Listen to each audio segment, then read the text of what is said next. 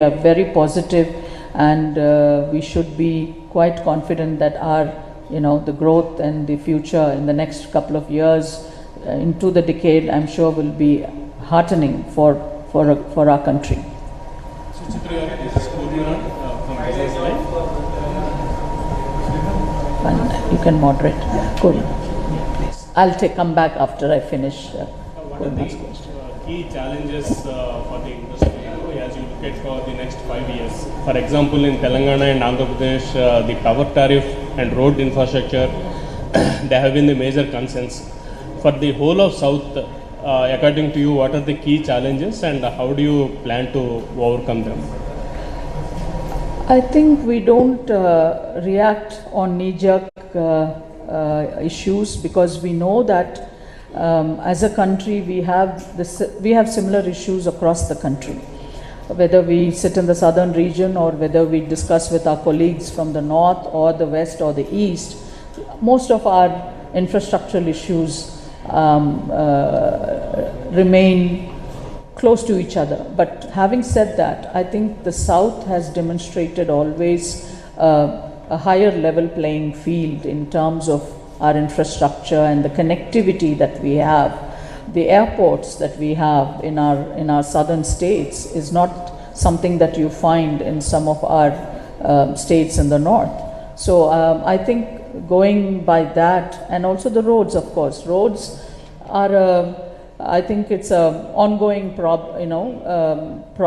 It will be maintained. It has to be maintained, and it will also have to be improved upon. So I don't see that this will stall our work and the future prospects of how the potential of the southern region is going to. I think we are extremely well connected in terms of the highways that are now connecting all our cities. More and more we hear about the multi-lane expressway systems that are being built.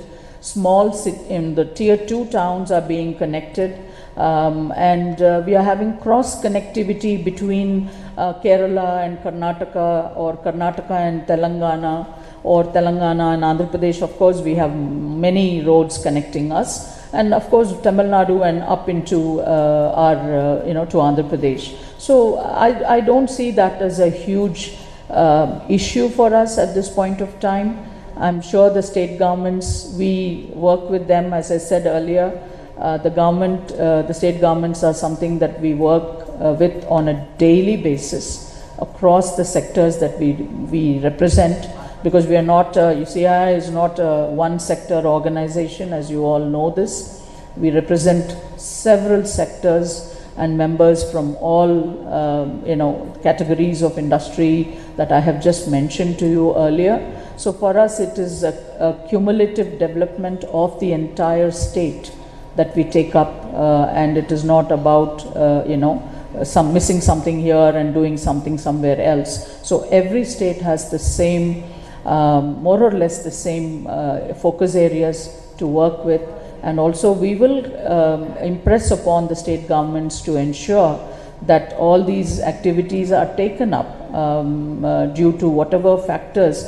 We also must understand that there has been a tremendous impact on the roads in terms of the movement of vehicles and the movement of large transport logistics and across the country, because we still depend on our roads. I think we have impressed upon the governments where coastlines exist, where coastal transportation can be taken up, and also river water transportation, rivers, transportation on rivers can happen, which happens in quite a few countries across the world, to also ensure that this kind of depletion of the road infrastructure doesn't happen. So we'll continuously work on it. I will assure you that.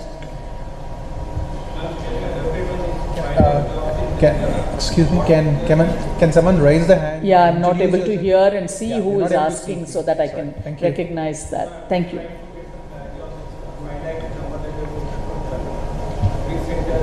Can I have the mic? Sorry, you're not audible. Can I have the mic passed on?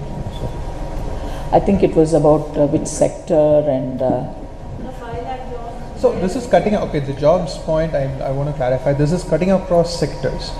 every sector, the membership of CII that we have worked with or we are working with have all been, we have asked them, we normally have a survey amongst our own membership. So we do that survey, but so that's where we pick up these points from. No, these are all sectors.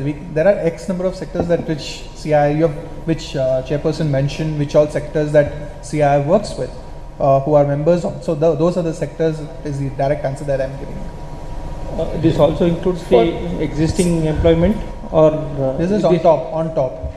For Telangana, as I just mentioned in my slide, if I can add to what Jayesh said, and also again reiterating what I said earlier, that we are not one sector or a few sector organization. The umbrella of CII is so diverse that sometimes we learn about some of these sectors when we go and sit and engage with our counterparts in terms and in respect of what they face and how they have built their organizations over the years across our country, and of course more specifically to the southern region. In Telangana, we have again, we know that our focus areas are what our focus areas are. It is not something that is not known to us, because our membership brings about this kind of information, intervention. Many of our member companies become mentoring organizations for many of the local youth. In fact, the other day I got an email from one of the organizations here in Telangana, which is supported and by the government of Telangana, where an initiative has been done for training marginalized women, especially girls and young women from tier 2 and 3 towns of Telangana under the STEM initiative. So this is something goes to show that this is in life sciences, of course. So this was the first, I have received this email myself, and I'm going to see how my own organization and my other sectoral counterparts in the life sciences industry will be able to get into such initiatives and absorb some of these or most of these youngsters, especially from the tier 2 and tier 3 towns of Telangana. So this goes to show that not only in life sciences but across the other sectors as well, whether it is manufacturing or textiles or agriculture, as I pointed out, and the IT and ITES services itself, which we know as to where we stand in Telangana especially. So we are not going to leave one or the other. It's going to be a holistic approach in terms of how we can enable many of these youngsters from our other districts as well. Thank you. Post-pandemic, can you introduce yourself, please? Yes, Thank you. This is Sharath from Hans India. Post-pandemic, MSMEs are facing many issues. As you said, more than 63% are MSMEs among your members. So, are there any special initiatives that you have planned? Would you like to tell that? Yeah. See, you're rightly mentioning about the point of the stress MSMEs are going on. See, what in southern region, the southern states we have done is, wherever we have issues, for example, ASME comes in the state of Kerala, says, I'm not able to access credit. So we have certain initiatives linking them with financial institutions, getting them access to credit. If they have an initiative, okay, I'll give you another practical point. Many a times there will be many number of schemes done by the government, state or the center, but the SMEs might not be able to access those schemes. So CII plays and is playing a facilitating role in linking these MSMEs with the government and getting them the help and the money or the kind of support that they want. And it is happening in every state in South India. And in this 25 lakh job creation, Telangana, as you said, 5 lakh, how much share would be for AP? See, this is across 6 states we are creating. So what we have got is kind of equal numbers. Mostly we have got, barring Kerala, most of it is around the same numbers. Sorry, Kerala and Pondicherry, right? Yeah, Kerala and Pondicherry is quite less, and equal share between Tamil Nadu, Karnataka, Telangana and Andhra. So, are you saying like 10 lakh jobs creation in 5 years across AP and Telangana? It's both direct and indirect? Both direct and indirect, yeah. Okay. I I would also like to just impress upon not to go into specifics, the way I do understand at the ground level what we as industry go through. The pandemic has not been kind to us, we all know that. But I also would like to only look at it in a very positive manner, or realistic at least, because when I'm comparing and looking at what is happening even in the United States, people have not gone back to work. Many of them have not returned to work. There is severe supply chain shortages in the country. Retail is, I think, it's not in good shape. This is not me saying, this is what people from those respective countries and experts, economists, their own policy makers, all of them understand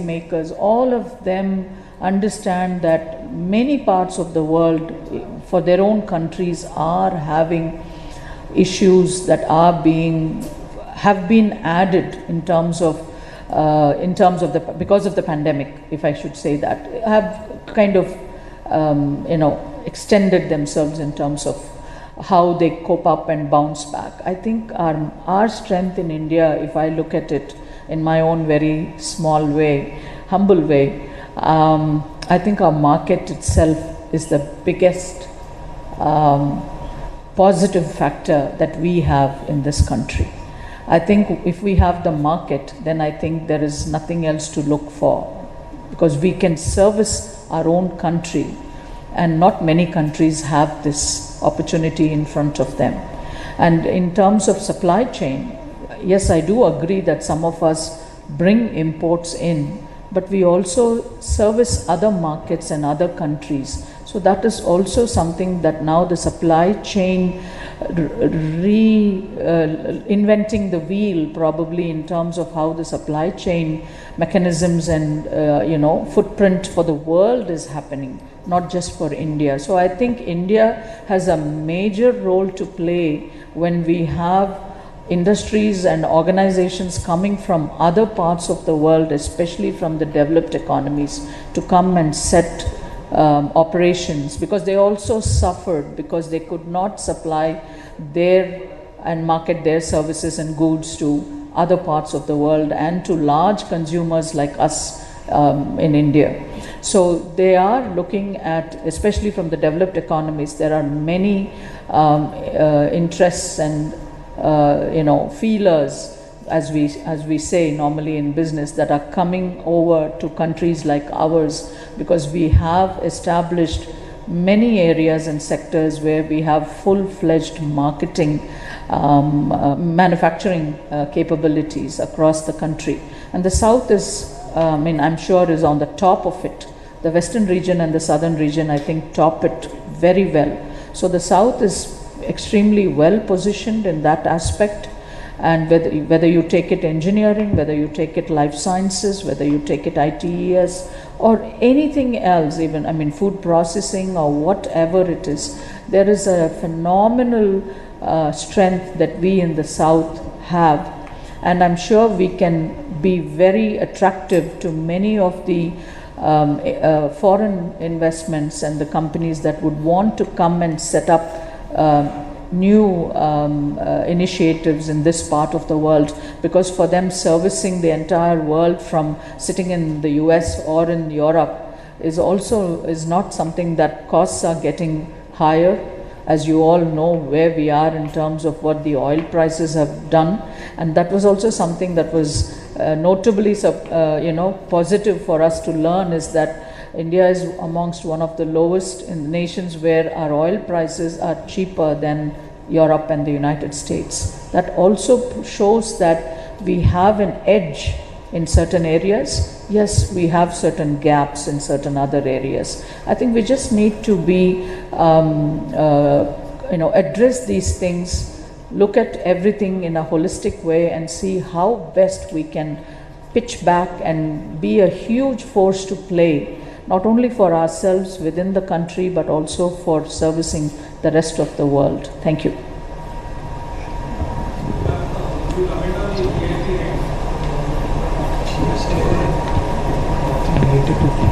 What's that? What?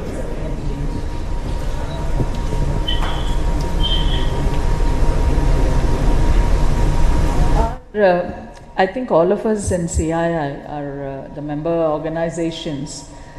Close to 10,000 of us are all in the manufacturing sector.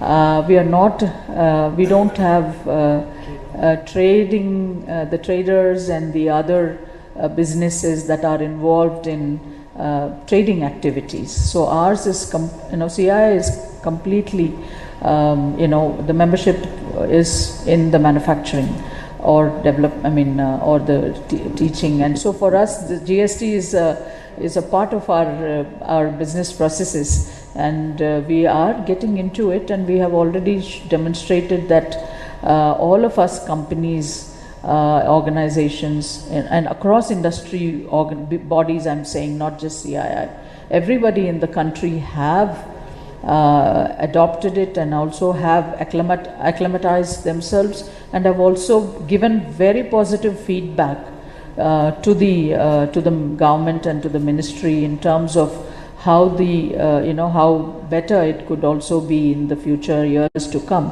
But we have had whatever interventions are required, we always are being represented, to all the governments. Like I said, whether it is the state government or whether it is the city or at the national level, we complete the district level and up to the national level. We are always engaging in terms of how policy interventions have to happen for the country at large. So this is what CII does day in and day out, and we will be very we will take it positively, and we'll work with the government at all levels to enable all these processes and systems to be in place, so that India has to cross some more countries in order to achieve the number 1 and number 2 and number 3 that we are all aiming to be at. So I think we have to comply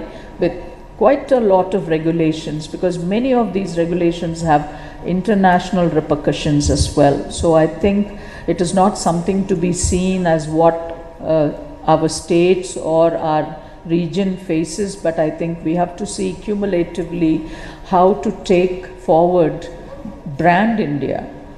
I think that is what is now for me, sitting here in the southern region, also for me is more important as to how we project brand India and brand South India, of course, across the globe, and take advantage of our strengths and competitiveness in terms of pricing, the infrastructure that we have, and the manpower, the human resources that we are able to cater to, not only to ourselves but also to the rest of the world. You will be surprised, there are our youngsters working in the United States in the hospitality and services sector. I've just experienced it myself in the last couple of months. I was so happy to see that our own youngsters and human resources, we knew that they were going into IT, but now there are many other areas also opening up, and sectors that are coming up, and employment generation is happening both here and across the world due to an acute shortage of manpower in those countries. Thank you very much.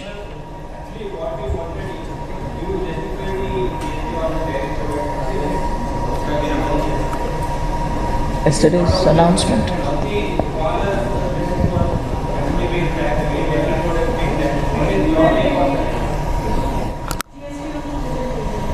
GST on? Have we announced anything at the national level for that? Yeah, they did announce, but we haven't got any feedback. We will not comment on it right now, but as I said, every industry has a value add. There is a value proposition, and once it comes into the sectoral area of it's not agriculture, so the minute it gets into a product or transformed into a value added product, then these things are bound to happen. We will react and we will come back to you on a cumulative policy at the national level as to what CII's reaction to that would be, because I would not want to take upon myself from the southern region to talk about it, because we do have all the regions and the national office which will definitely guide us and also communicate back to all of you. That is very important for us, which we will do. Thank you so much.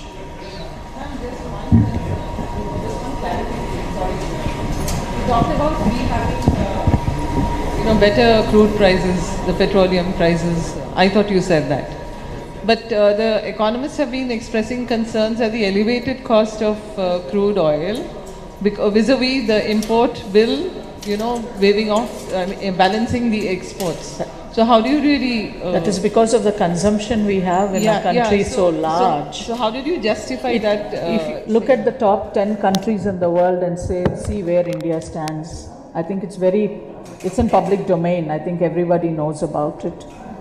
There are countries in Europe and US which is topping in terms of the oil prices. So even there, within the US, there are different states which have different tariffs. Certain states are different, certain other states have local state tariffs. By and large, if you look at it in the top 10 nations of the world, we are still much lower than some of those developed economies. So, but our consumption is high, isn't it? So that is probably where our tipping factor is. That's the problem. I think I'm not an economist, and I hope I don't know if I've answered your question, but that's what I think. That is our consumption. Thank you.